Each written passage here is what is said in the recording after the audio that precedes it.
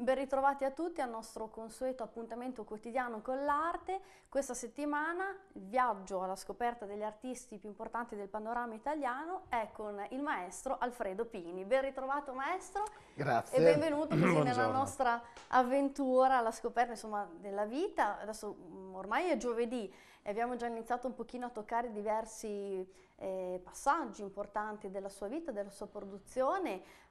Giusto per fare un attimo un riassunto, abbiamo iniziato a dire che tutto inizia da Mirandola, che è la sua città di appartenenza, la sua città nativa, poi si trasferisce nel 85, se non erro, a Ferrara, dove apre la sua galleria d'arte, dove intraprende effettivamente a tutto tondo la sua attività di artista.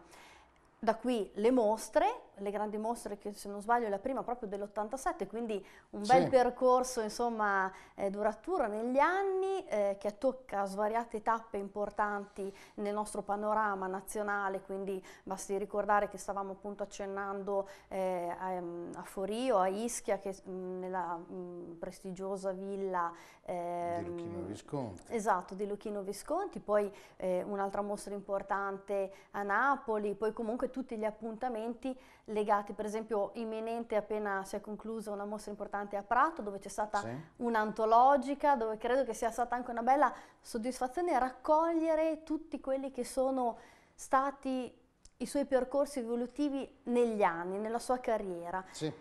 Proprio in questo proposito mi piaceva un attimo toccare il discorso che avevamo appena così affrontato, il discorso che suoi cavalli di battaglia, lei cari, erano un po' legati ai musicisti di musica jazz, le donne rappresentate come idoli di una società contemporanea probabilmente un po' effimera, quindi basata sulla bellezza ma poco sulla sostanza, quindi un messaggio che voleva essere con un doppio significato molto forte e molto importante, e poi quelli che sono i grandi simboli così della nostra tradizione italiana che hanno legato molto fortemente alla nostra generazione, per esempio come potevano essere la Vespa, come è stata la Vespa o come la Fiat 500, che hanno creato degli stereotipi. Queste sono sempre fasi che evolvono, no? Certo. Il tema delle donne è stato uno dei suoi primissimi temi che l'hanno contraddistinta, che l'hanno resa anche famoso, proprio tra l'altro in Europa ci sono, se non erro, poster ovunque che girano nel panorama europeo proprio con queste tematiche qui, no? Sì, però a un certo punto si interrompe questa catena, poi viene ripresa, poi viene rielaborata. Il tema delle donne come mai viene non perché non mi piacciono più naturalmente, semplicemente perché io reputo che un artista quando esaurisce un percorso e soprattutto diciamo nell'arco della sua attività cambia anche, ha anche altre cose da dire e soprattutto i pensieri negli anni cambiano sempre, cioè, io ho sempre, diciamo così, disapprovato quegli artisti che hanno avuto un soggetto che l'hanno portato per tutta la vita, ripetuto all'infinito, magari immediatamente riconoscibili, e quello anche per un certo marketing è anche molto utile perché rappresentanti di un certo status symbol, eccetera, insomma, senza volere fare dei nomi, però ci sono tanti artisti che hanno per praticamente tutta la vita dipinto sempre lo stesso soggetto. Ecco, questo io, siccome sono di natura anche abbastanza non sempre fermo alle solite cose, mi piace insomma divagare nei pensieri e nel modo di agire, alla stessa maniera chi mi conosce troverebbe estremamente incongruente con la mia persona fare sempre un soggetto che non cambia mai nell'arco degli anni, ecco. Questo è poi odio vedere delle mostre tutte identiche, visto un quadro, visti tutti, insomma, invece mi piace che ci sia tanta varietà. È un'evoluzione giustamente nell'io dell'artista, perché come diceva lei effettivamente cosa succede poi? Che è quasi evidente che quando il tema si ripete all'infinito sembra più legato a un tema di marketing, a un Certo, tema di domande è e offerta. offerta, e non è più allora l'artista in autonomia che esprime uno stato d'animo e quindi lo rappresenta, ma a questo punto diventa un'opera seriale e Certo, un'operazione seriale, se vogliamo definirla così, quindi indubbiamente. indubbiamente. Quindi tra l'altro è anche un po' lo spirito purtroppo che stiamo vivendo in questo periodo in Italia, e forse non solo in Italia, probabilmente anche nel panorama europeo, che è un po' così la polemica che si sta sollevando, ahimè, proprio perché crea elemento di discussione, non soltanto per quello che è un'arte figurativa legata alla tradizione, legata comunque a un percorso storico importante, all'accademia, legato comunque a delle basi, delle fondamenta importanti, oppure un'arte visiva, un'arte che sperimenta nuovi soggetti, che non sempre è riconosciuta dalla storicità dell'arte. Certo. Lei su questo punto come individua, insomma, questa situazione? Ma diciamo che intanto io nasco in un paese che ha una tradizione, direi una delle più importanti tradizioni artistiche nel mondo, no? Poi ci sono anche altri paesi, Cina, non sottovalutiamo, fra l'altro ora in Cina c'è un fermento culturale artistico notevolissimo dopo essere stato lungamente represso nel periodo eh, prettamente comunista, insomma.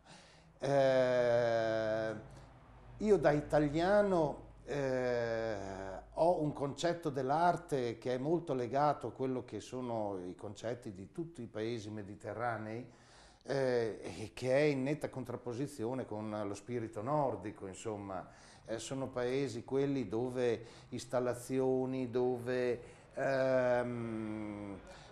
una innovazione tecnologica contro la tradizione è proprio nello stile di queste popolazioni, ma d'altronde loro non hanno avuto neanche Giotto, non hanno avuto non hanno avuto niente, si può dire, per cui non hanno quelle radici culturali ferme, radicate nella tradizione, volendo, ma anche nella novità, perché poi abbiamo artisti di fama internazionale, artisti contemporanei, per cui io reputo che comunque in Italia ci sia ampiamente la possibilità ancora di sviluppare temi in maniera figurativa, usando i pennelli, sebbene poi per moltissimi la pittura sia finita. Io non reputo che sia così, non finirà mai. Condivido.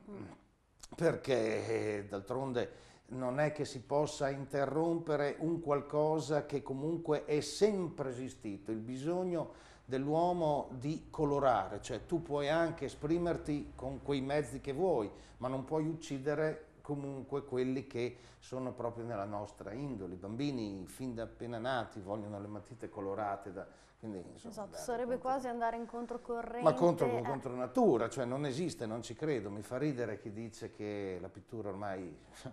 Si Adesso è voglio finita. vedere un Tra bambino che l'altro poi, prende dei sassi, cioè dei televisori, fa le installazioni. esatto, ed è finita lì. Tra l'altro poi voglio dire, il modo di dipingere, lei tra l'altro lo dimostra, può essere fatto in moltissimi modi diversi. Per esempio la sua pennellata, che molte volte è stata abbinata a una pennellata quasi futurista, oppure una pennellata legata alla tradizione dalla scuola di Boldini, dove non c'è il disegno, ma dove c'è chiaramente questo forte senso del pennello, della pennellata carica, audace, che però delinea una forma perfetta. Io credo che si ritrovi perfettamente poi in quello che sono le sue opere, e bisogna darne adito, cioè c'è sempre un'evoluzione che Sì, può cioè, continuare. io ho sempre ammirato quegli artisti che con tre pennellate sono in grado di creare un sentimento, una situazione, creare delle forti emozioni, no? Infinitamente di più di tutti i virtuosismi possibili e immaginabili. Ci potrebbe anche essere, ecco, a me ad esempio personalmente, l'artista, come in tanti luoghi comuni viene considerato, più sei bravo per fare un complimento, dire sembra una fotografia, ecco, per me non è un complimento, perché diciamo che ci sono tanti artisti virtuosi che identificano la qualità di un'opera con questa verosimiglianza, certo, con il naturale che poi alla fine non risulta essere freddo, non ti comunica assolutamente nulla. Boldini è un genio, un mostro, con 3 pennellate ti creava un'atmosfera, ma proprio un sentimento, non sì, venivi soltanto... avvolto quasi Sì, da un contesto che esatto. lui dettava, come Ecco. poi la figura dell'artista che ti deve raccogliere, prendere, indirizzare quasi in un'avventura, no? Perché Certo. entrare dopo dentro un'opera d'arte è come fare un viaggio. Certo. E quindi la capacità è proprio questa, insomma. Sì. Tra l'altro, ecco, leggendo anche la sua biografia, è interessante sapere che oltre a toccare tutta quella che è la produzione artistica legata proprio alla tavola, al pennello, alla carta, quindi produzione, molto appassionato, so che da sempre legato alla litografia, che insomma ha sempre sperimentato, perché tra l'altro è un lavoro di precisione molto, vero? No, no, beh, chiaramente è un'arte a sé stante, la stampa, questa. E naturalmente oggi come oggi viene abbastanza snobbata, questo sempre anche per le solite questioni di mercato, che le numerazioni sono spesso fasulle, si tende ad allungare la filiera, tirature, esatto. no? Ecco, però la litografia fatta con la pietra calcarea della Ruhr proprio è un'operazione che richiede veramente, insomma, è un'arte esperienza, perché tra l'altro adesso io non so, lì come la realizza lei, ci sono tanti passaggi, no? Che sono legati al colore, ecco, giusto? Esistono diversi tipi di stampe, no? La serigrafia, la litografia, eccetera. Non c'è niente da fare, nella serigrafia ad esempio ogni colore richiede il suo retino, Seros da seta, il suo retino di seta, sul quale viene depositato il rosso per esempio, poi dopo su un altro il giallo, il verde, eccetera. Un'opera con 27-28 colori richiede 27-28 retini che poi messi l'uno sull'altro in sovrapposizione vedi tridimensionalmente l'opera finita, dopo tu li vai a stampare una alla volta sulle carte, eccetera. È un'operazione analoga anche con la litografia, ogni colore richiede proprio una pietra e quindi è anche un'operazione comunque costosa, certo. Non è...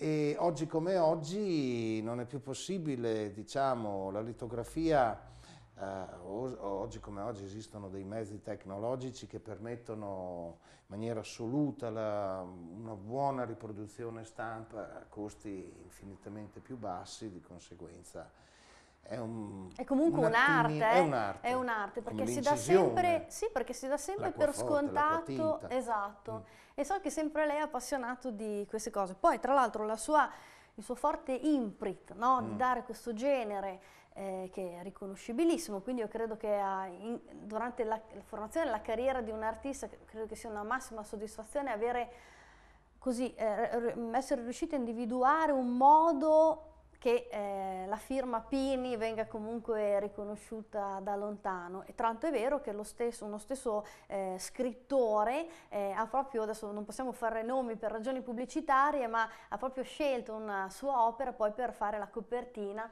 di un suo libro, un giallo tra l'altro, quindi io credo che sia anche un bello riuscire a mescelare, come diciamo sempre, l'arte non soltanto sotto forma espressiva legata alla pittura, ma poi tutto quello che ne consegue, la letteratura, la poesia, la storia, insomma, quindi credo che sia una bella soddisfazione. Io purtroppo devo chiudere qui il nostro quarto d'ora quotidiano, insomma, dedicato all'arte. L'appuntamento però è domani con l'ultimo step da affrontare insieme al maestro Alfredo Pini, proprio per raccontare gli ultimi aneddoti, poi le ultime mostre che tra l'altro non abbiamo ancora avuto modo di parlare, e insieme, insomma, vi aspettiamo qui per un altro appuntamento dedicato tutto all'arte. Quindi un arrivederci, a presto. Arrivederci.